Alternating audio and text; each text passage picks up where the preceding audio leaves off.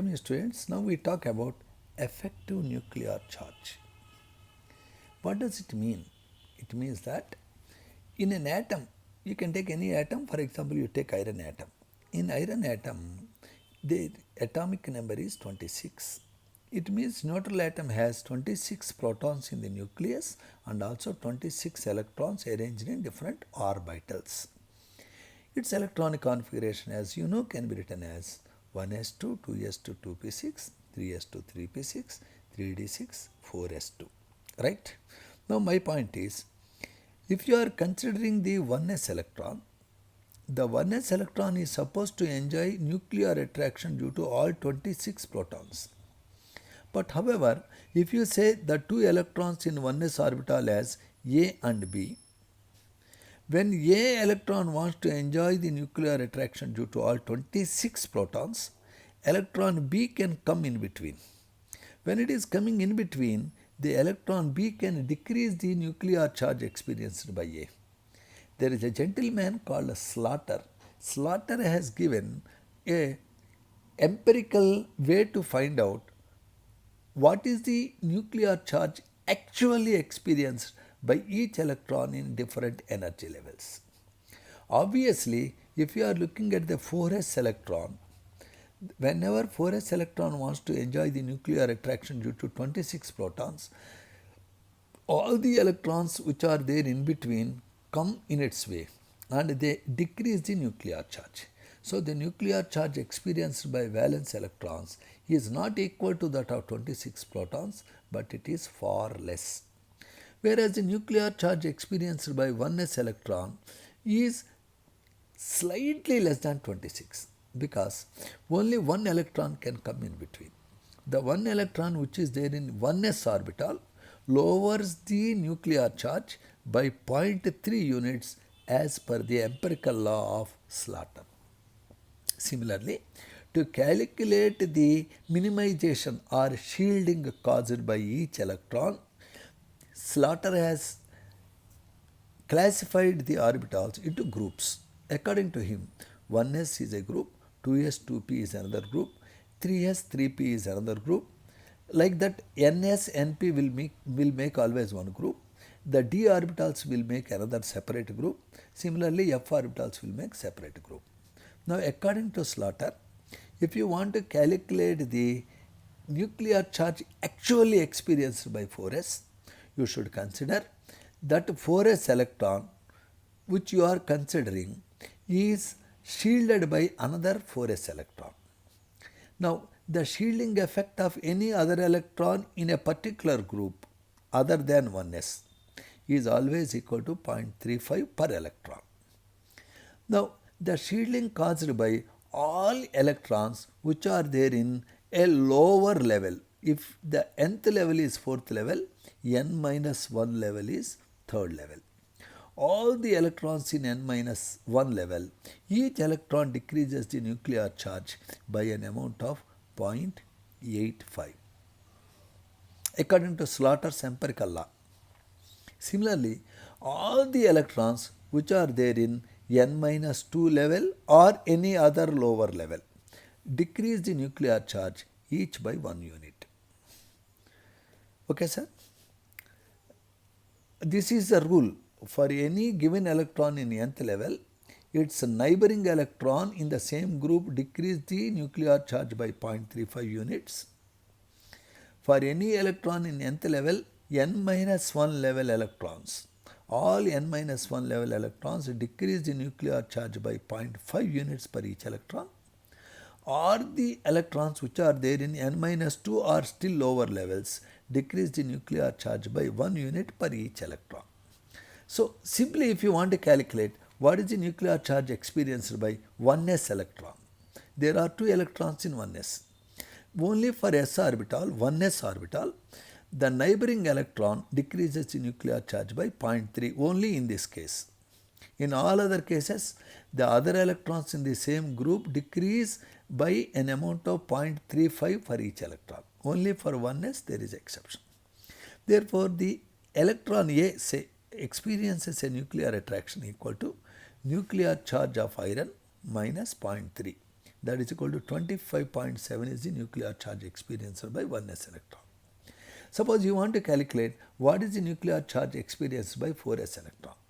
Now let us apply the Slaughter's rule and see. For 4s electron, there is another 4s electron that decreases the nuclear charge by 0.35 units. So 1 into 0.35. And now if you are looking at the configuration of iron, the 4s electron has one neighboring 4s electron in the nth level. In n-1 level, there are 10 electrons, 6 in D group, 8 in 3s3p group. All electrons which are there in n-1 group, each decreases the nuclear charge by 0.85 units. So the decrease in nuclear charge by all these electrons, how many? 6 in 3D, 8 in 3s3p, 14. Decrease in nuclear charge by 11.9 units. Now in the n-2 level and in n-3 level, all these levels have total 10 electrons. Each electron decreases the nuclear charge by 1 unit each. So net decrease in the nuclear charge is 0.35 by neighboring electron in 4s orbital, 11.9 by the electrons in third energy level n-1 level, and by 10 units by all other inner electrons. So the nuclear charge is decreased by 22.5 units.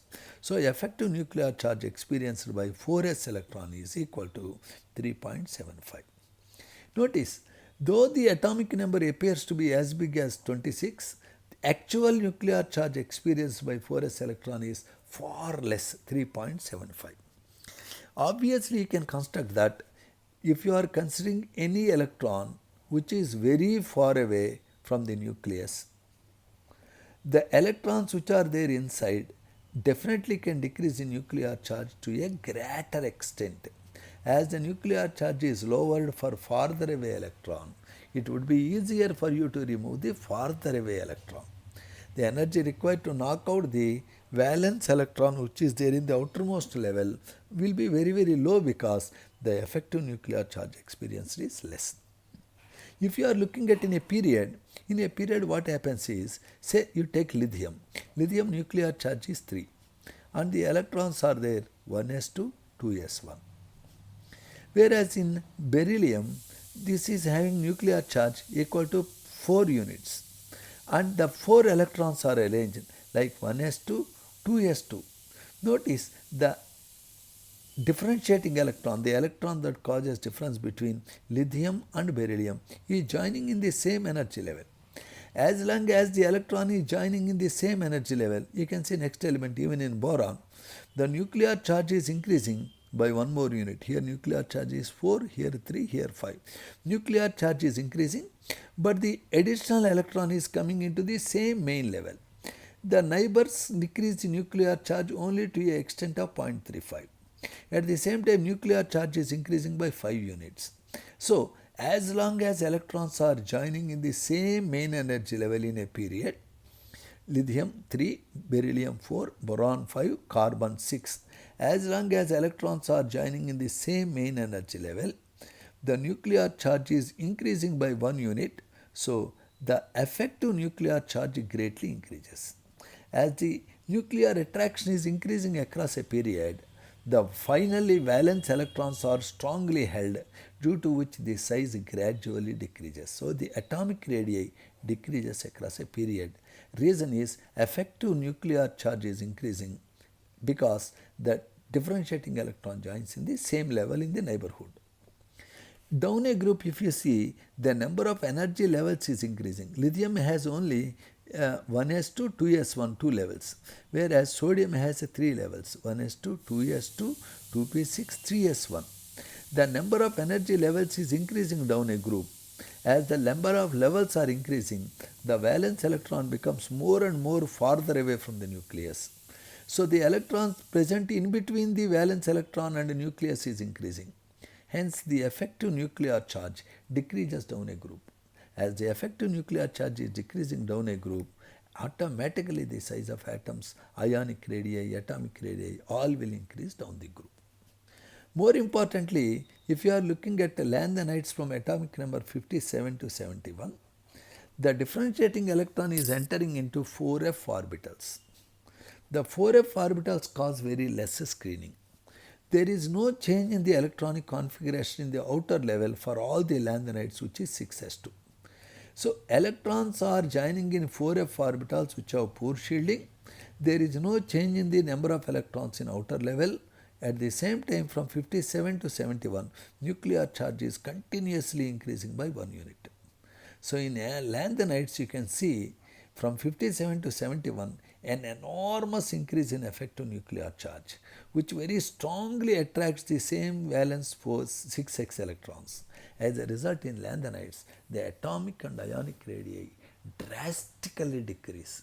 The great decrease in the atomic and ionic radii of lanthanides is called lanthanide contraction. This effect of lanthanide contraction is seen not only from lanthanum to lutetium, atomic number 57 to 71. After lutetium, the hafnium atomic radius also very small. This is called post-lanthanide contraction effect. The size of hafnium became so small, actually above hafnium you have following elements: titanium, which is zirconium, hafnium.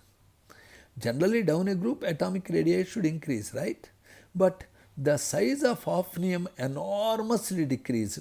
It is almost equal to that of zirconium of the